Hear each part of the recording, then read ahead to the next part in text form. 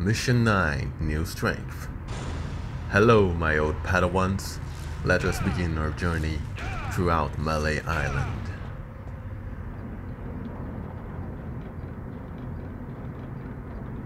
Which seems to be cut off because the bridge just moved up. But no worries, we are exactly where we are supposed to be.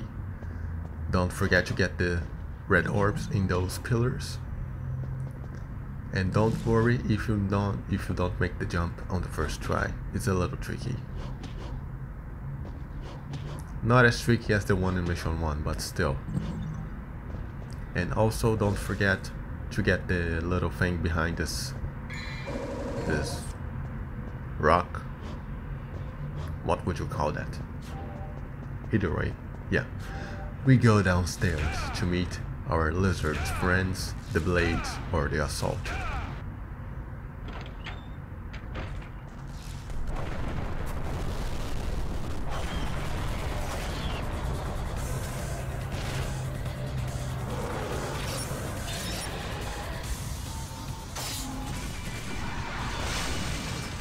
Like many other enemies, they also have a critical hit that requires you to do a helm breaker on their backs. But they need to be knocked down, they need to be on the ground with their bellies facing the floor, so that you splice their backs. The best way to do that is to use a stinger up their ass. I'm not kidding. It is literally the fastest way. Or you can use a grenade launcher on their asses again. Or the shotgun. This mission you need to lit up that thing with Ifrit, but since this is a new game plus, I already have Ifrit, so I can just open the door and end the mission right there, but that's not fun. You need to see it. So that's a critical hit right there. You see there's a lot of blood coming out of it. And I believe there are many more critical hits that you will be able to see. That's another one. See, when you do the blast on the face, they land on their back, so you cannot do that. It's a little tricky too because you need to get behind them, so sometimes it's not worth the trouble. But hey, critical hits are very rewarding to get, especially when they are double triggered, because that will still kill them in one hit. And later in the game we face the bigger assaults, and the critical hit will still be there, even against those gigantic blades. And yes, if this is your first time playing, you have to go here anyway because you need the Ifrit, the fire gauntlets. And I will of course put the cutscene there for your viewing pleasure.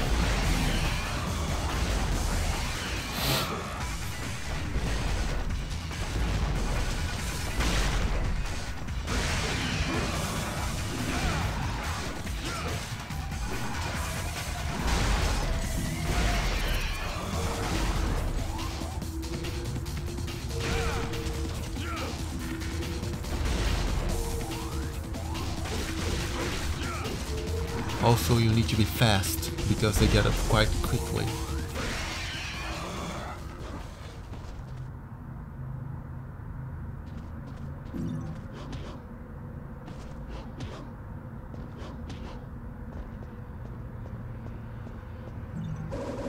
Yes, I believe that's a blue orb.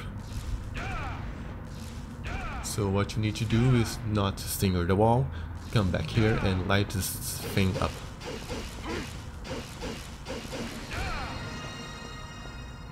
If you already have air hikes, just do this jump here.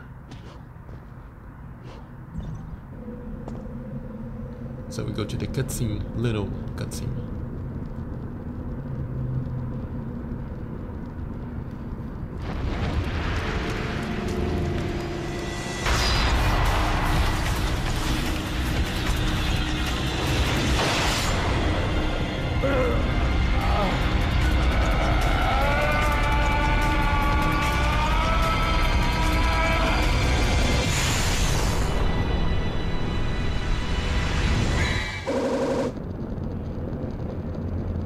intense.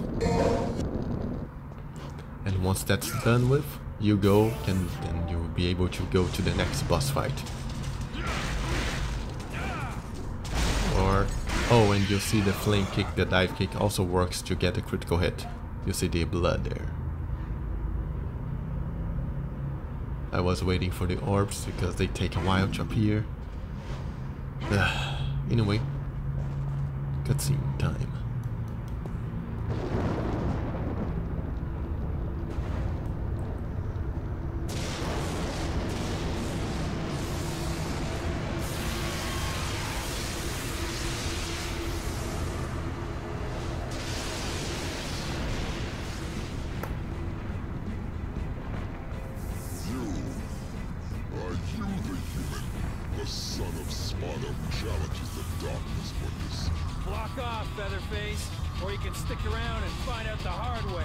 What you want to do when the fight begins is just run away and go back, because if you do that, the Griffin will be now on the ground and not flying, which gives you a head start on some damage.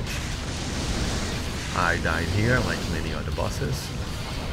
It took me a while to get reused to Griffin's attacking patterns, and also you see those circles there, they act as platforms, so you can end up jumping on them and that can screw you up.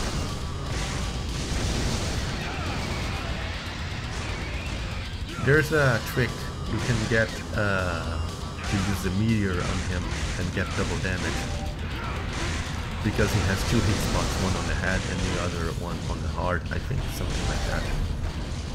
Much like Mundo's 1. But it's a little tricky to get it. I have never relied much there. Your best friend is by far the grenade launcher. By far. Not only does it replenish your DT trigger, DT gauge by a lot, and since you can cancel the recoil, it gives a lot of damage, and it's safe. Given that you dodge properly, of course.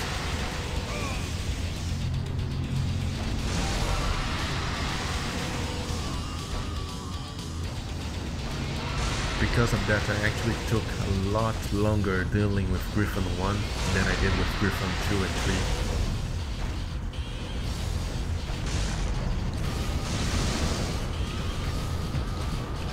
See, when he's screaming, yelling like that, you can get double damage with the meteor, but I must have missed the timing.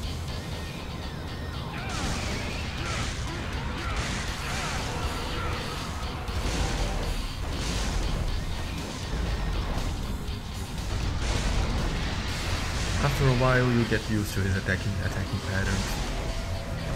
If he does that, you jump. You can side roll, but it's a lot trickier to dodge. And every time, once he stops one attack to go to another, you can do a full charge, meteor 2. If it goes that, just jump away, because he's going to dive attack, and you don't want to be standing on the ground since there's a shockwave involved. This one is a little annoying to dodge. Luckily I got him somewhat glitched there. As you can see, he's trying to dash over me, but he cannot get past that mountain. It's a little funny. See, he almost did it. Come on, come on. Come on, you little bird. You can do it. Oh, he can't. So yeah, that was a lot of luck on my behalf. And he's dead. You don't want to be under him when he dies, because he's going to electrocute the crap out of you.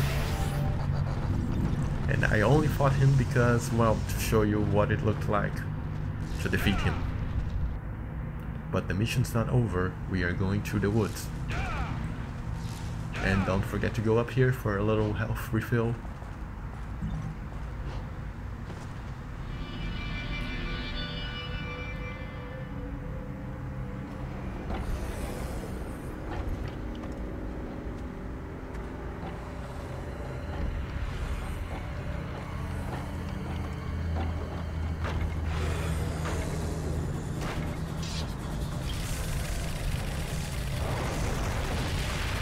This is the proper introduction of the fetish flamethrower, the toughest of the fetishes puppets.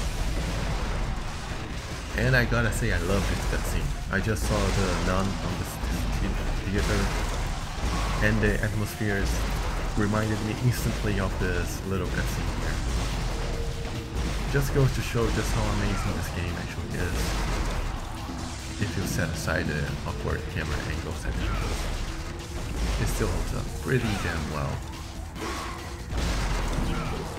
I don't know if I'm going to switch the shotgun here. Oh yeah, I forgot to mention that you get the shotgun on the... No, I didn't mention that. Never mind that. Either way, we're done.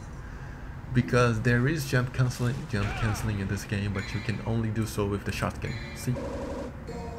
So we are going to display that in the next encounter with those puppets.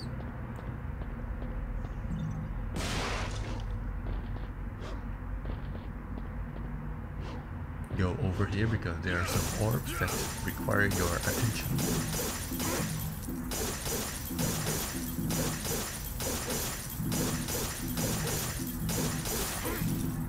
And also behind this, gravestone. Yeah, gravestone's the name.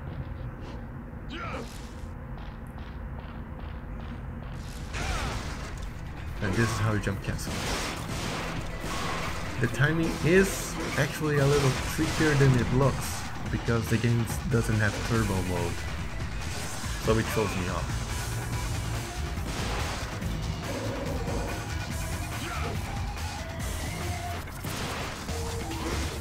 Gotta love those weird ass physics. Shotgun blast lifts the enemies upwards.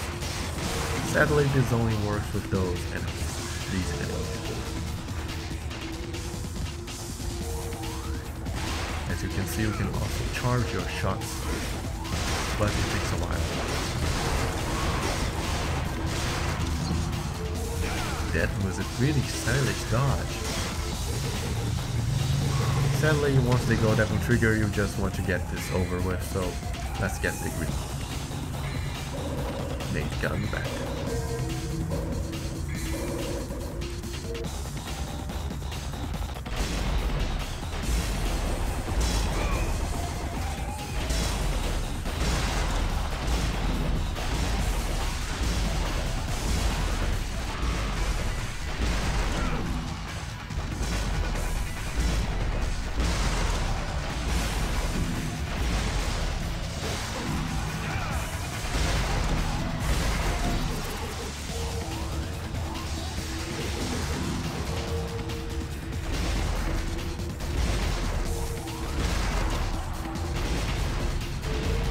Another fun fact about Griffin, he was originally, of course, going to be in the Resident Evil boss, but just like Phantom, he was going to be a little bit zombified, so they cleaned up him and Phantom for this game.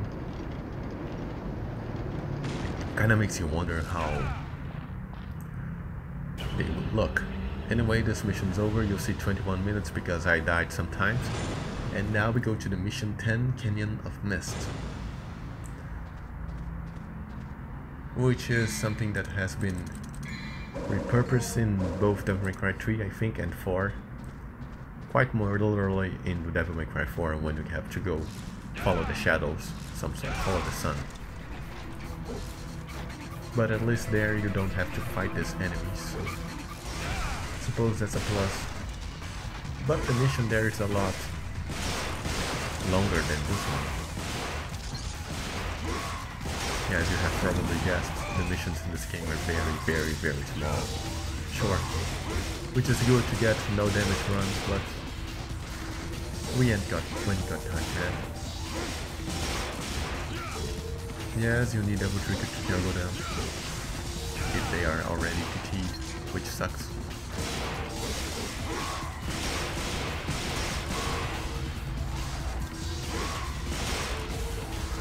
At least I got to practice a little bit of my juggling skills, or lack thereof. Yes, you gotta kill all them all because the ball of light that you're supposed to follow will attach to an enemy, and you can only move on after dealing with them all. Sometimes if the enemy with the ball is a little further away from the one in the back, for instance, you can just skip altogether. But I did not have that such luck this time.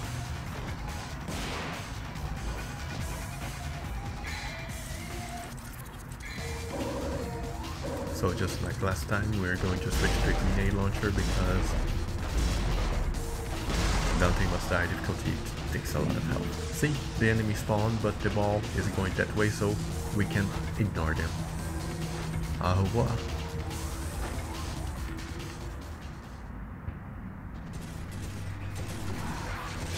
Now we go for the blades. Got one critical hit there. Congratulations. I was too slow to get a second one. Follow the ball, follow the ball. Yes, the ball is going, so I can ignore it. See you later, suckers. I take it back, don't hit me. Okay. Now we go for the tricky part, shadows. Ow. You son of a cat.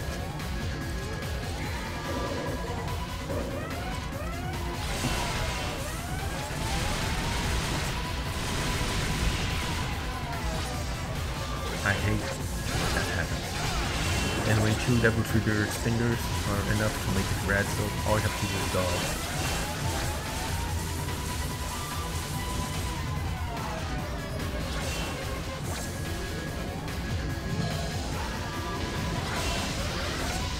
Of course this one goes double trigger. Ugh. Run Dante, run! Kill him Dante, kill 3 stingers if you're not in double trigger. Oh crap. I got confused, it was 3 kickers, 13. The 4 kick with Ifrit, that's 3. Or 2 DT stingers. Yeah. Really shows how much lack of practice I have on this game. Well, luckily this fight will not last much longer.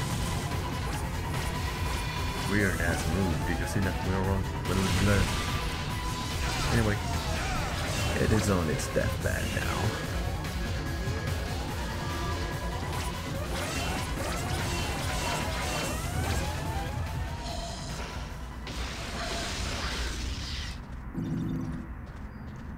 And now we go for the final mini-boss of this mission, which is of course those Cyclops. Not to be confused with Cyclops because they don't have eyes, that I know of. The giant spiders have one very simple way of dealing with. Just do this. Air raid and lightning their asses off. And once you kill one, you'll have replenished all of your devil trigger runes. So all I have to do is wait. But of course, since I did not have any devil trigger, I need to take a more hands-on approach, if you will. And since they are going together, I kinda lost track of who I was attacking, so yeah. I don't know which one has the lower health, so we're going to attack just the one that's closest to us. Of course, the grenade launcher is also good for devil trigger building, so therefore we're going to use it to our advantage.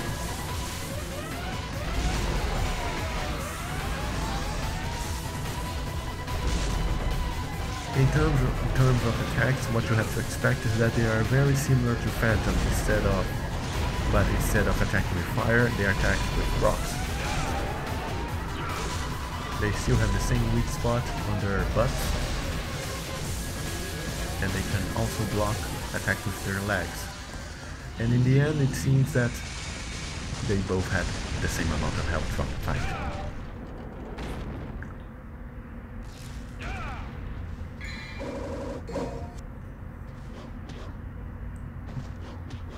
Damn you, perspective. I am here because I could swear there was a yellow orb there. But it's not important. Let's get this mission over with.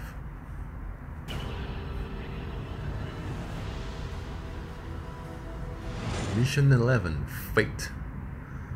Another fun fact that, unlike the last missions, this one I took one try and one life to get it over with. And that is, of course, without fully recalling what I had to do. Thankfully, it was a very short mission since we have to fight Nero, Angelo, and this little thing here. But you don't have to fight it, you can just go into the hole there, you see, but I did not remember. Was just winging it. And then you get this little nifty elevator that can take you around the upper areas, which of course we're going to go to because I thought that was the way to go when it wasn't. So I'm going to speed up this part. At least Dante struck the cool pose there. And not even that I can get, so wasted time. Go to the hole and then you gotta be ready for many assaults are going to come at you. And they are going to slash you, or try to, but you have a grenade launcher, so it's okay.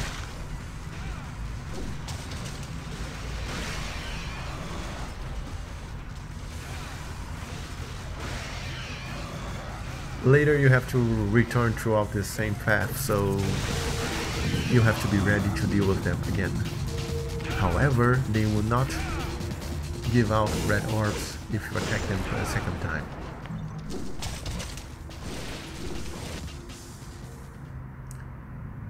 This is what we came for. The sign of chastity.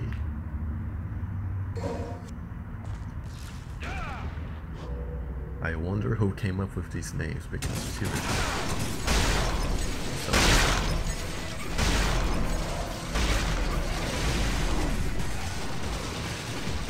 our devil trigger bar is filled, so now we can go and meet our clone, as it was established in episode 2, Attack of the Clones. All you gotta do is place it here.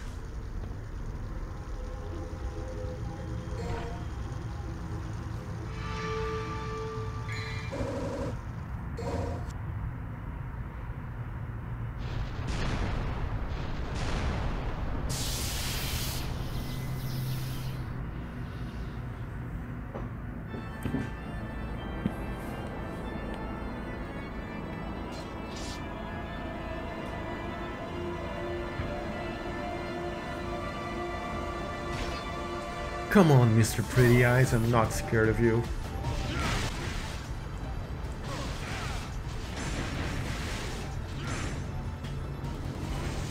You gotta be faster to break its block.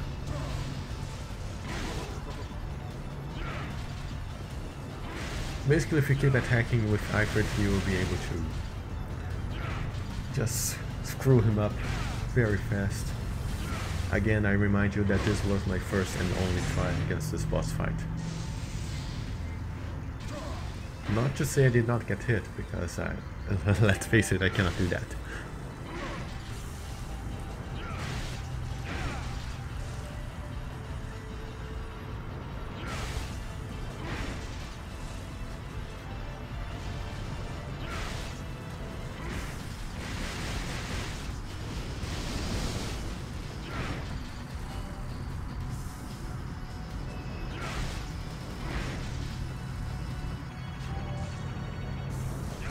He's actually a little sad.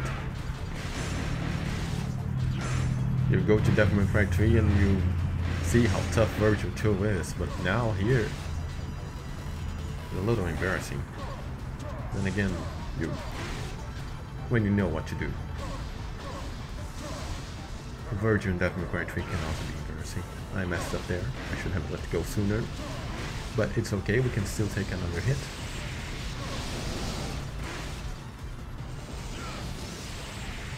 close call.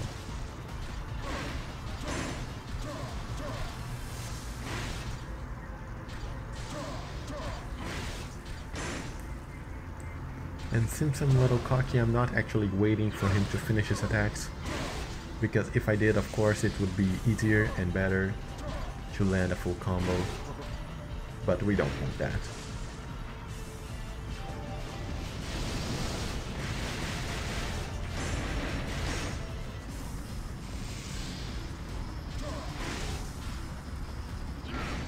This should finish it.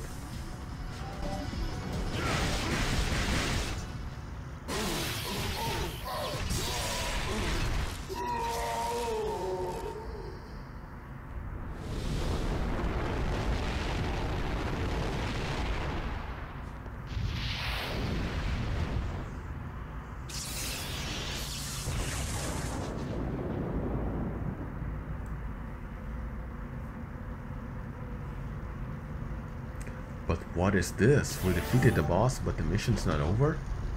What do we have to do? Oh right, just go over here.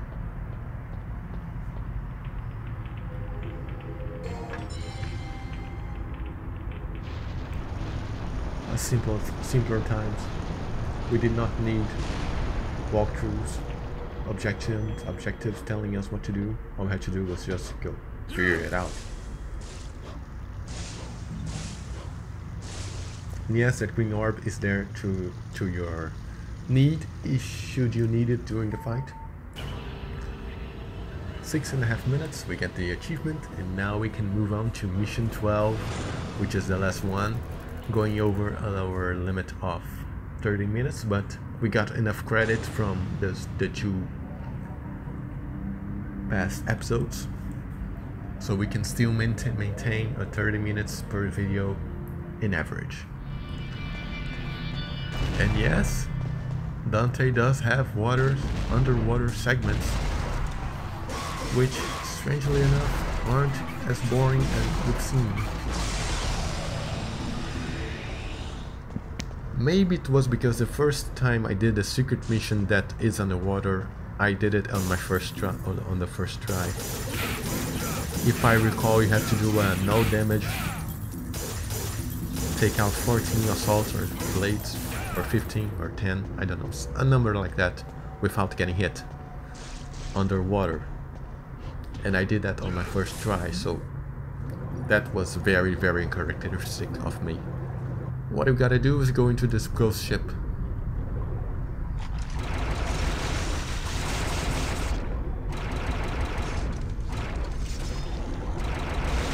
Honestly, what pisses me off the most is the inverted controls. Down is up and up's down. That has always bugged me.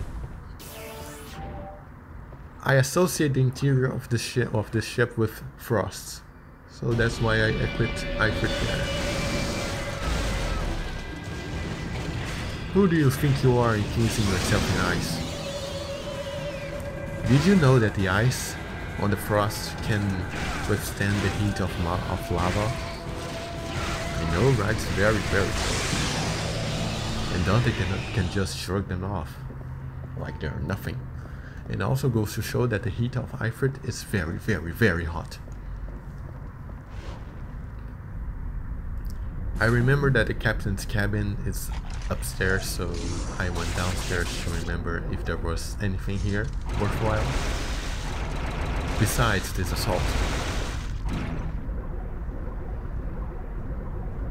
You can, as you can see, you can attack those some barrels that they will have red orbs, and at some point one of them will have a blue orb, but of course you cannot count on me to remember which one, because honestly I don't even think it's in this mission.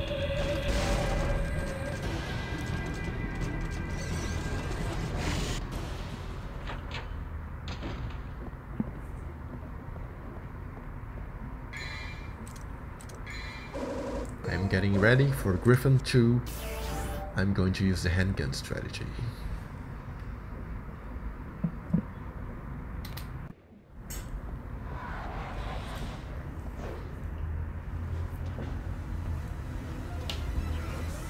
Also, another fact, the higher you are, the more damage your Helmbreaker will deal against enemies. And this little map is perfect to get the maximum damage if we go all the way up. That of course with those typhoons that this little devil gives us, we can gain altitude fairly simple. And once you strike it with one Helmbreaker, it will dash to you, so you can basically loop him. Easy peasy.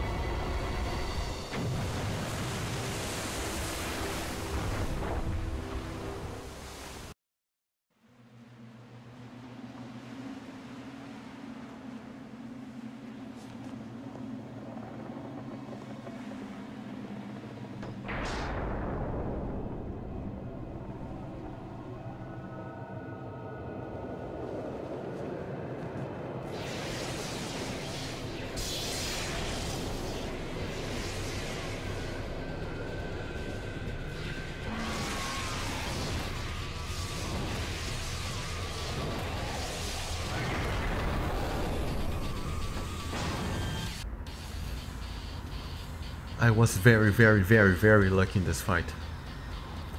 What you want to do in the beginning is not let this red bird hit you, then you can proceed to attack it, because the first time it goes through you, it doesn't do damage, just lifts you up very high.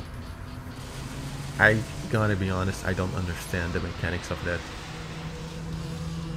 But what I do understand is how this strategy works. You equip Ebony and Ivory, go to the edges of that pole and just go ham at him. For some reason the damage will be a lot more, as you can see. Well, the bad side is that it's a little heavy on your fingers, but look, half its health is already gone. Then you go another Helmbreak and hope it lands back, which of course you can just go back up and keep on firing at it. And don't worry about your Devil Trigger, it will go up very fast. But of course it's stylish, very stylish. Almost Devil May Cry 2 stylish.